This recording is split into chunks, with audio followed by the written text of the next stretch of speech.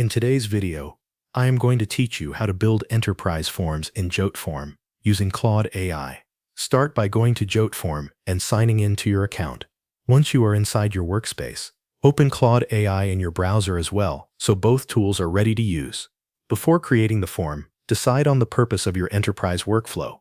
This could be employee onboarding, internal service requests, approval processes, compliance documentation, or large-scale data collection. Having a clear goal will help the form structure stay organized and relevant. In Claude AI, enter this prompt exactly as written. Create an enterprise-grade form directly in my Jotform account, with structured sections for user details, department info, request type, approvals, and compliance. Make it scalable, secure, and well-organized.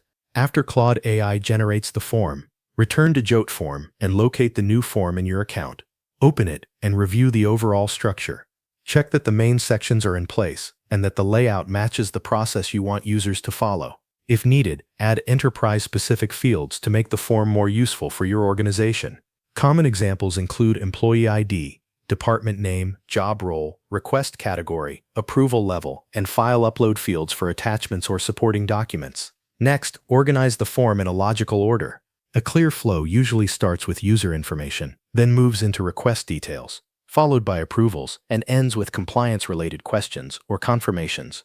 This makes the form easier to complete and easier to review later. Once the structure is set, customize the field labels, descriptions, and required settings. Keep the wording simple and precise so users understand exactly what information is needed. This is also a good time to refine instructions for internal teams or approvers.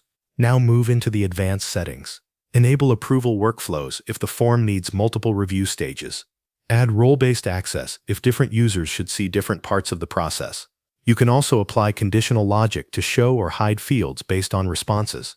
If your organization uses other systems, connect the form to your CRM, HR platform, or database tools. Security and compliance should also be reviewed before publishing. Apply encryption where needed. Limit access to authorized users. And make sure audit tracking is enabled if your workflow requires accountability and traceability. Before sharing the form, preview it carefully. Test the submission flow, review the approval path, and make sure each section behaves correctly. Once everything looks good, publish the form and share it through an internal link, an embedded page, or a secure company portal. Thanks for watching. That covers everything you need to know.